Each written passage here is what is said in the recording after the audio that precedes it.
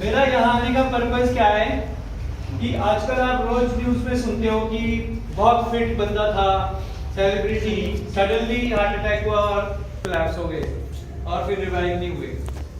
सुना है? किसने सुना है? सबने सुना है।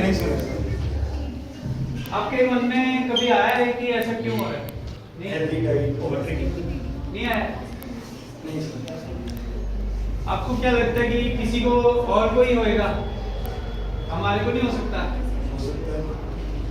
हो सकता है ना। तो इसीलिए हमारा पर्पस जो है वो ये है टू स्प्रेड अवेयरनेस।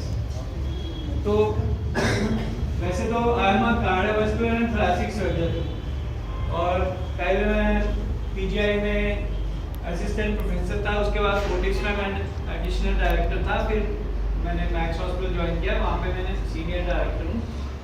हमारा काम ऑपरेशन करना है, बट ऑपरेशन करके बाईपास करके हम हार्ट की डिजीज़ ख़त्म नहीं कर सकते, लेकिन हम प्रिवेंशन करके हार्ट डिजीज़ को रोक सकते हैं।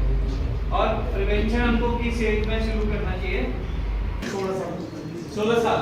Anybody else? जो सही आंसर देगा उसको चॉकलेट भी है। हमारे चॉकलेट वाले कहाँ गए? अभी से कब से शुरू करना है? ठीक है, ऐसे क्योंकि जो हमारे हार्ट अटैक आते हैं ये आपको मालूम है कैसे आते हैं?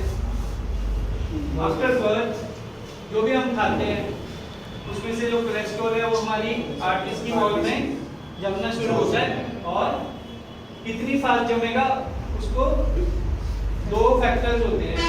एक होते हैं जो नॉन मॉडिफाइबल है। नॉन मॉडिफाइबल मतलब कि आपके पेरेंट्स को अगर था या जैसे जैसे एज बढ़ती है वो जमता रहेगा, और जैसे किसी रेस में ज़्यादा होता है, जैसे इंडियंस को सबसे ज़्यादा रिस्क होता है। इंडियंस को 10-15 इयर्स पहले हो जाता है वेस्टर्न पॉपुलेशन से, और डे बाय डे वो एज यंग होती जा रही है। और स्पेशली आफ्टर कोविड बहुत यंग लोगों को हार्ट का प्रॉब्लम हो रहा है, सडन हार्ट अटैक्स हो रहे हैं, हार्ट फेलियर हो रहा है और अरिथमिया हो रही है, जो धड़कन फड़क जाती है। तो ये कोविड के बाद बहुत फ्रीक्वेंटली हो रहा है। कोविड तो कुछ पता नहीं लगा, कोविड हुआ ठीक हो गया 2-4 दिन में, बट बाद में जो उसके बैड इफेक्ट्स हैं वो अभी धीरे धीरे आ रहे हैं। और पिछले 2 सालों में बहुत सारे एविडेंस आए हैं कि जो कोविड जिनको हुआ था उनको बाद में हार्ट में एक तो क्लॉट बनने की टेंडेंसी ज़्यादा हो जाती है। क्लॉट जो होते हैं ना, थिक क्लॉट बन जाते हैं हार्ट में, तो ब्लॉक हो जाते हैं। दूसरा, उनके हार्ट का मसल वीक होने के चांस हो जाते हैं कोविड की वजह से। उनके हार्ट के मसल में भी असर होता है, उससे भी वो वीक हो सकता है। और तीसरी बात, जो उनके रिदम का प्रॉब्लम भी हो सकता है, रिदम सडनली फटक जाते हैं। तो as a gymmer I suppose everybody comes here for fitness. कोई और किसी पर्पस के लिए आते हैं यहाँ पे? अगर आता है तो हाथ खड़े करो। तो आपसे मैं एक सिंपल सवाल पूछूंगा, व्हाट इज फिटनेस?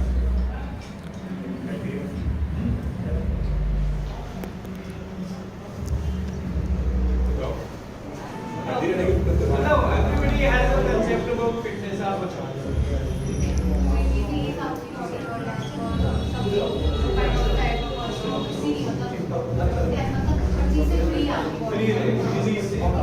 तो इनका कहना है कि डिजीज से फ्री रहना फिटनेस है।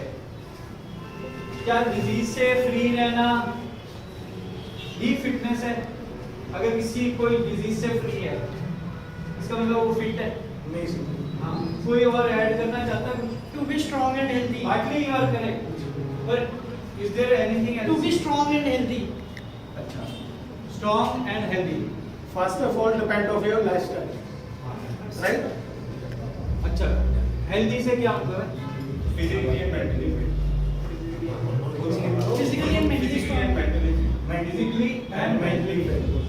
है ना, बहुत सारे लोग फिजिकली बहुत ताकतवर हैं, उनके पास होते हैं, और मेंटली है ना, कोलैप्स हो जाते हैं, डायबिटिक हो जाते हैं, सुसाइड कर देते हैं बहुत सारे, ना, that means they are not mentally fit. और एक और कोई चीज ऐड करना चाहेगा मेंटली के अलावा?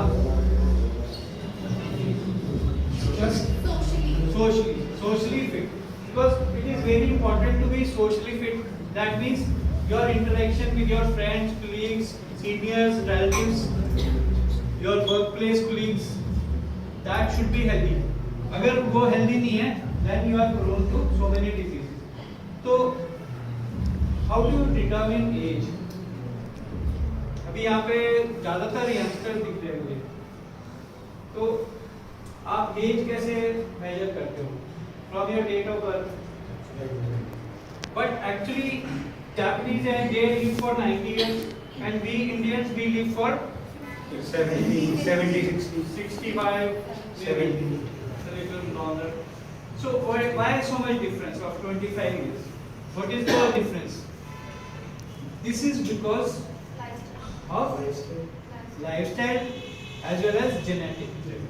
Okay, so Indians, they are genetically at risk of getting heart disease, cancers, lifestyle diseases, diabetes, hypertension at a younger age. जल्दी हो जाती है हम लोगों को compared to Japanese. अब जो आपका hereditary risk है उसको हम नहीं चेंज कर सकते, लेकिन हम क्या चेंज कर सकते हैं? लाइफस्टाइल. So लाइफस्टाइल में हम क्या क्या चेंज कर सकते हैं? जो हमारी एक्चुअल हेल्थ होती है, हमारी 20-year-old Indian may be actually equivalent to a 40 or 50-year-old American. कैसे मैं कह रहा हूँ? एवरेज हम लेते हैं कि इंडियंस जो हैं वो अमेरिकन से 15 years ओल्ड होते हैं. जैसे अगर आप लोग यहाँ कोई 25 का है, तो ये एवरेज हम मानेंगे कि 25 year का Indian will be equivalent to a 40-year-old American. Why? Because we just see our physical fitness. We don't see mental, social as well as एक और चीज है ना. अगर आपने ये देखा होगा, स्पिरिचुअल भी चलो मेंटल ही एक तरह से, अपने इन्होंने एक बहुत अच्छा फ्लायर बनाया था ना, उसमें एक और चीज लिखी हुई थी फिटनेस के बारे में, कार्डियो फिटनेस. किसने बताया? नहीं, हमारी टीम ने आंसर करी. आप लोग टीम से हैं बाहर से? बाहर से इधर आ जाए. तो कार्डियो फिटनेस जो है ना, that is very important. That's why I am here, because आपकी जो हमारे हार्ट की हेल्थ एंड हमारे ब्लड वेसल की health, that determines how long we are going to live and how hard we can work, how strong we can be. अगर आपके muscle बहुत अच्छे हैं, लेकिन अगर आपका हार्ट पंप नहीं अच्छे से करेगा तो मसल फटीग हो जाएंगे, उनको ब्लड नहीं मिलेगा.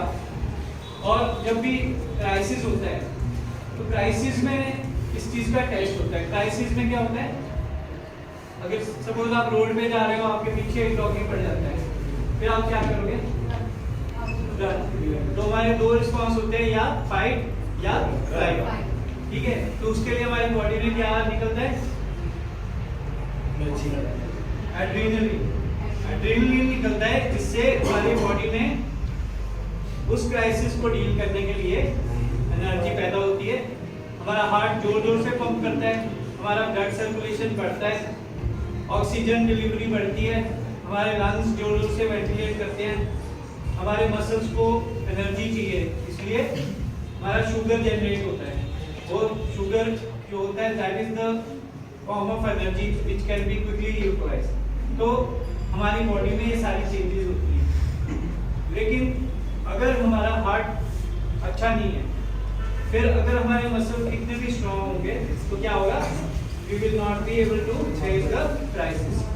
इसलिए whatever you do in your gym, that has to be friendly to the heart. So how much exercise you should do and when you should stop, that is very important. जो लोग कहीं आपने सुना होगा कि वो 3-3 घंटे जिम करते थे, लेकिन सडनली हार्ट अटैक से क्यों मर जाते हैं? उसके पीछे भी एक बेसिस है, because everybody has a different heart and everybody has a different capacity up to which the heart can tolerate. और हमारे जो ब्लड वेसल है, उनका भी जो स्ट्रक्चर होता है, जब whenever we overdo, हमारा हार्ट और जोर से पंप करेगा, हमारी जो ब्लड वेसल्स हैं वो क्रैक हो जाती हैं, केबल क्रैक हो जाती है, उसमें क्लॉट बन जाता है, ठीक है, हमारा हार्ट कोप अप नहीं कर पाता, और इस टाइम क्या होता है, there is a risk that a person can collapse. तो यहाँ पे जिम में जब आप करते हो, ट्रेडमिल करते हो, तो व्हेन डू यू स्टॉप, कुछ भी आप वर्कआउट कर रहे हो, तो when do you think that I should stop now for taking, कितना होना चाहिए सबका, यहाँ पे कितने लोग हैं, सबका मतलब कितना ठीक है,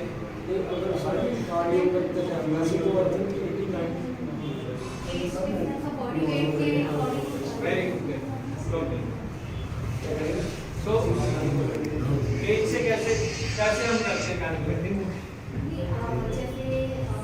वैसे तो वैसे पेड अकॉर्डिंग है, जैसे कोई भी हम नॉर्मल क्योंकि थेरेपी की देते किसी पेशेंट को, वो भी उसकी बॉडी वेट के अकॉर्डिंग दी जाती है, नॉर्मल इंजेक्शंस भी हो गए या कुछ भी हो, बॉडी वेट ही उनकी डोजेस को डिसाइड करता है। हमारा जो हार्ट रेट है वो हमको जब ट्रेवल करते हैं तो दिखता है हार्ट रेट है ना, तो अपर लिमिट क्या है, कहाँ तक जाना चाहिए आपको, 155 वो एक सिंपल फार्मूला है 220 माइनस एज ना, जिसका एज 20 है उसके लिए डिफरेंट होगा, जिसका एज 40 है उसके लिए डिफरेंट होगा, ठीक है, दैट इज द अल्टीमेट। पर हमको अल्टीमेट तक हम नहीं जा सकते, हमको जाना है, अगर हमको सिर्फ फिट रहने के लिए करना है, we can go up to 60% of that, ठीक है, तो 60% कितना होगा, 200 का 60% कितना हो गया, 120, ठीक है। अगर हमको थोड़ा वेट लूज करना है, we can go up to 70। अगर हमको कोई, हम ओलंपिक की तैयारी कर रहे हैं या हम स्पोर्ट्स की तैयारी कर रहे हैं, we are accustomed to such physical activity, then we may even go beyond 70, but once we go beyond 80%, then it is going into the danger zone. Once you go into the danger zone, तब फिर problem शुरू होती है, ठीक है। तो sometimes क्या होता है, जिम में कॉम्पिटिटिव होता है कि अभी कुछ लोग हैं वो सुनना नहीं चाहते, वो चले गए, है ना, but most of the people who have problem, they don't know what is going wrong, है ना। सबसे important is your posture. When you do anything in the gym, your posture should be correct. आपका posture कैसे है आपको पता चलेगा correct है कि नहीं, because if you do any exercise in a wrong posture, there will be unequal pressure on your joints and आपके joints wear and tear होने लगते हैं। बहुत सारे हमारे पास आते हैं, हार्ट अटैक के पेशेंट ही नहीं आते हैं, हमारे पास आते हैं जिनकी डिस्क स्लिप हो गई, कईयों के जॉइंट खराब हो गए। आजकल पहले होता था 70-80 के बाद, फॉरेन कंट्रीज में 80-70 के बाद, 75-80 के बाद नी रिप्लेसमेंट कईयों का होता है। इंडिया में 40 में भी होने लगा है, यंग लोगों का होने लगा है ना, सर्जरी हो रही है, कोई आपके लिगामेंट टियर हो रहे हैं। Why this happens? This is because of wrong posture. Wrong posture में आप एक्सरसाइज कर दिया, you will be liable to injury and one day, अगर अभी जिम कर रहे हैं, बहुत फिट लग रहे हैं, you keep on seeing them after 10 years 15 years, अगर आपका पोस्चर गलत है आपको इफेक्ट आएगा। मे बी सेम डे नहीं आएगा, बाद में आएगा, by the time you cross 35, 40, 45, so it is very important to have a correct posture. तो यहाँ पे आपके पास ट्रेनर्स होंगे, है ना, उनसे भी आप पूछ सकते हो। और कुछ चीज़ें जो मेडिकली ज़रूरी होती हैं, तो मेडिकली आप उन लोगों से पूछ सकते हो जिन डॉक्टर्स को इसके बारे में नॉलेज है। Everybody should have a medical assessment that what is my limit and whether my posture is correct or not. और उसके बाद जो फिजिकल एक्टिविटी है उसकी गाइडलाइन क्या है, जब हम सबके लिए हार्ट को फिट रखने के लिए गाइडलाइन बताते हैं, अमेरिकन हार्ट एसोसिएशन बताती है, टाइम टू टाइम रिवाइज होती रहती है, वो हम लोग भी उसको फॉलो करते हैं। तो गाइडलाइन क्या बोलती है आपको कितना करना चाहिए exercise, and what is the best exercise you can do? Walking walking किसने बोला? हैं? दो ने आधा आधा करते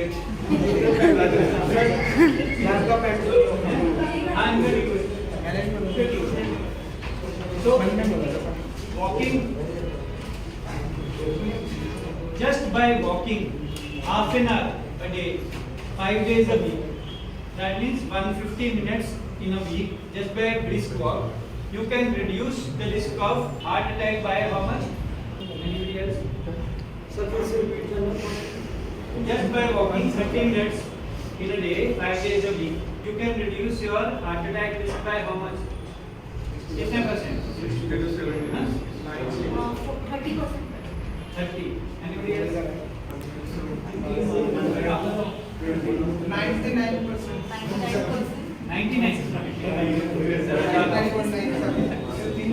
53 reserved chocolate. So there is a 60% reduction of heart attack risk if you just walk 30 minutes 5 days a week for a normal person. For a heart patient या किसी को अगर डायबिटीज है या किसी को हाई ब्लड प्रेशर है तो उसको 40 मिनट्स करना है, ठीक है? This is brisk walk. इसके अलावा जैसे विगरस एक्सरसाइज करते हैं, रनिंग हो गया, स्विमिंग हो गया, वो कितना करना चाहिए?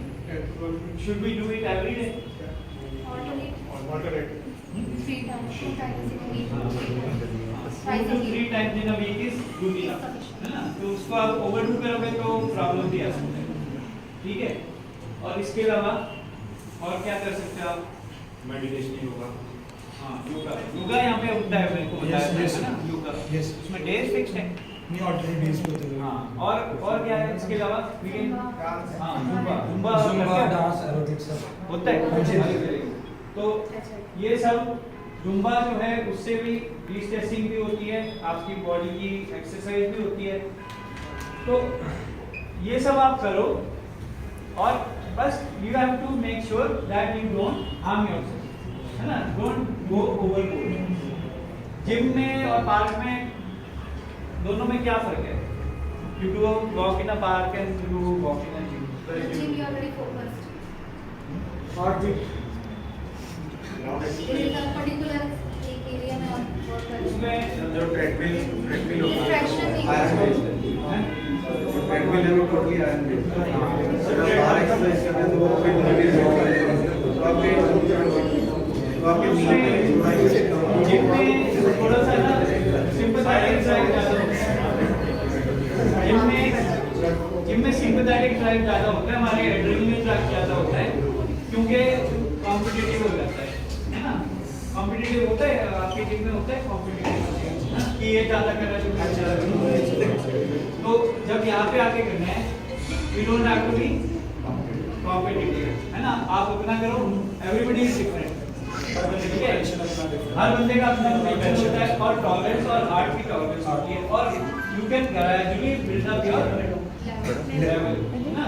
ये एकदम से फास्ट नहीं होना है और एकदम से स्टॉप भी नहीं करना होता है, बस वार्म अप होता है, उसके बाद इंड्योरेंस होता है। जितनी देर तक आप कंफर्टेबली कर सकते हो अपने पीक लेवल पे, दैट इज योर इंड्योरेंस। और उसके बाद फिर you have to again cool down and then you can take rest, ठीक है? इस चीज को भूलना नहीं है क्योंकि अगर आप इसको स्टेप्स को भूल जाओगे, सीधा ही फास्ट हो जाओगे या सडनली रुक जाओगे फिर प्रॉब्लम होता है, ठीक है? तो ये चीजों का ध्यान रखना है। और दूसरी बात ये ध्यान रखना है कि आपकी जो फिटनेस है वो एक तो आपकी डाइट पे डिपेंड करती है। तो डाइट कैसी होनी चाहिए? हेल्दी। लेकिन हेल्दी में क्या आता है? फाइबर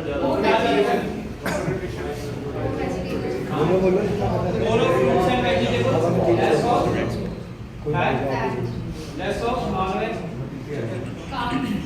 कार्ब, ठीक है? And fibre good no fats cold drinks, no smoking, Processed food. ठीक है? Smoking is bad, alcohol It's good. I'm just kidding. मैं बोलूँगा नो अल्कोहल तो आप मेरे को बाहर निकाल दोगे। So alcohol in moderation. Moderation means for day 2 drinks in a day, and for women not more than 1 drink in a day. That is permissible. If you take beyond that, that is harmful. ठीक है? Salt intake should be कितना होना चाहिए? Salt intake 5 ग्राम। कैसे value करोगे? कभी किया है किसने मेजर? कितने ग्राम है?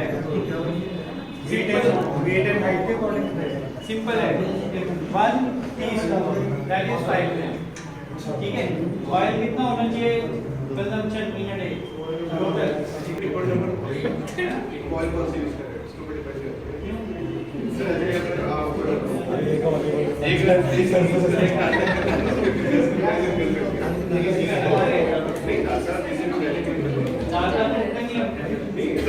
देसी देसी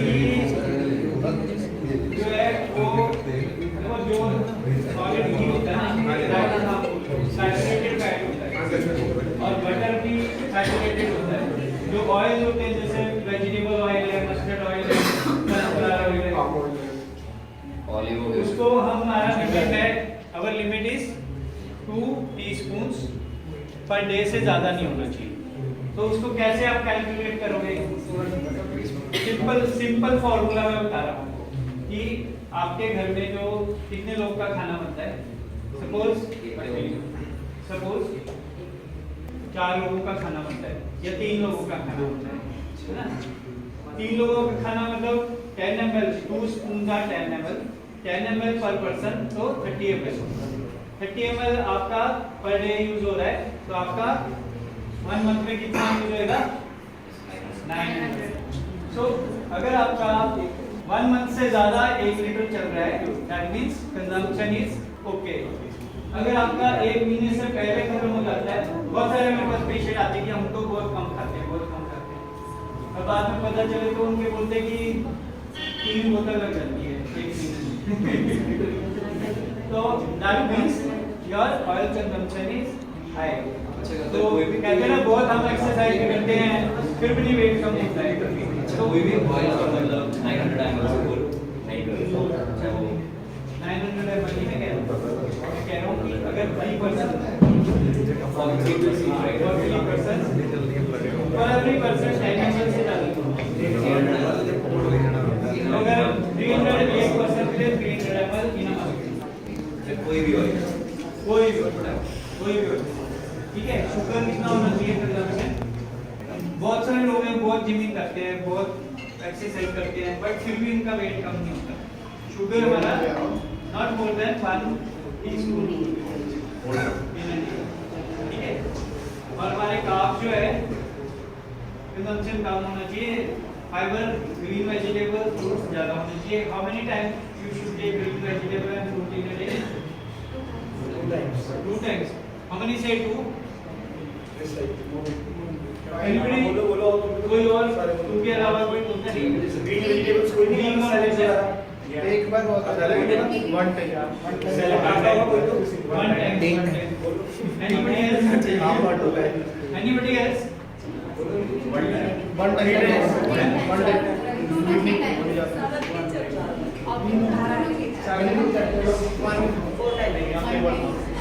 Last guess. 5 पर ये सर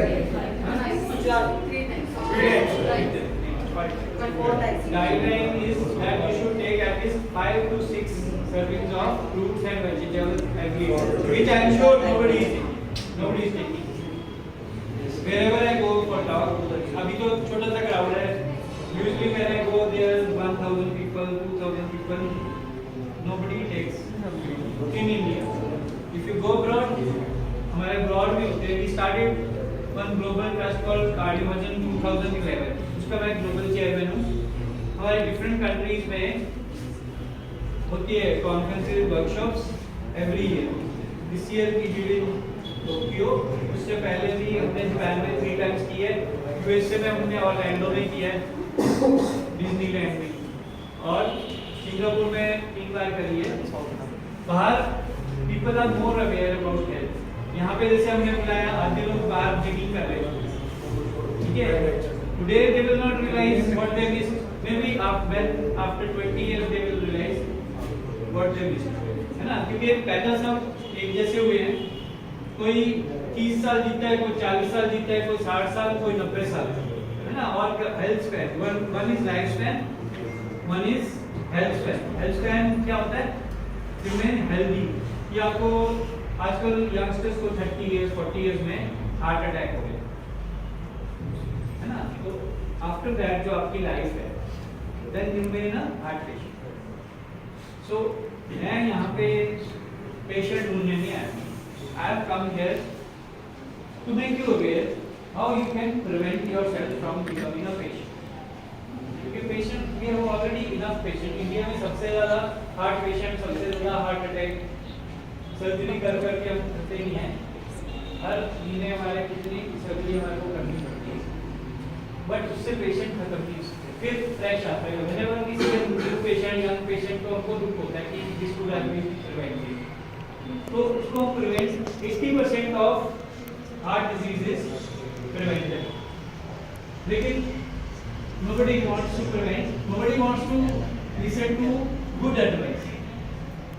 अगर अभी मैं टिकटॉक बना के डालूं, कोई हाथ में एक पैक लेके ऐसे करके डालूं, there will be 1 million views। अगर मैं कोई काम के टिप आपको दूं, नॉर्मल सोचते कि सब खत्म हो गया, सब गए। लेकिन जो मैं आपको छोटी छोटी बातें बता रहा हूँ ना, if you follow all those things, I am sure you will never be a heart patient. अभी आजकल every third person is dying because of heart attack। हमारे every year around 60 million people die in the world। Out of them 18 million they die because of heart attacks। 1 out of 3 die because of heart attacks। in India में they are dying quite young also। बाकी lifestyle diseases में cancer भी आता है। Cancer के भी same risk factor हैं, और हार्ट अटैक के भी सेम है, डायबिटीज के भी सेम है, stress, depression. 30% of youngsters they are having some form of stress and depression. Why? सब लोग कर रहे हैं, जिम भी कर रहे हैं, सब कुछ कर रहे हैं, योगा भी कर रहे हैं, मेडिटेशन भी कर रहे हैं, फिर भी स्ट्रेस हो रहा है, डिप्रेशन हो रहा है। क्यों?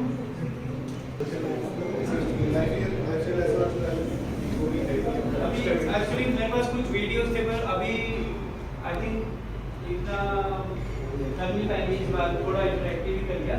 Next time if you are interested then we can show some videos so that you get some idea. Because आजकल क्या होता है, हम नेट पे देखते हैं, कहीं देखते हैं, उसको देख फॉलो करना। योगा के बारे में बहुत सारे मिथ्स हैं। योगा के ऊपर बहुत सारी रिसर्च है, बहुत सारी हार्ट डिजीज में भी योगा बेनिफिशियल है, ब्लड प्रेशर के लिए, डायबिटीज के लिए, but it has to be used properly.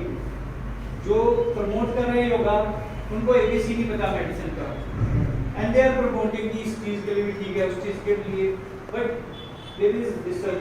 Unfortunately India में उतनी नहीं होती जितनी बाहर होती है।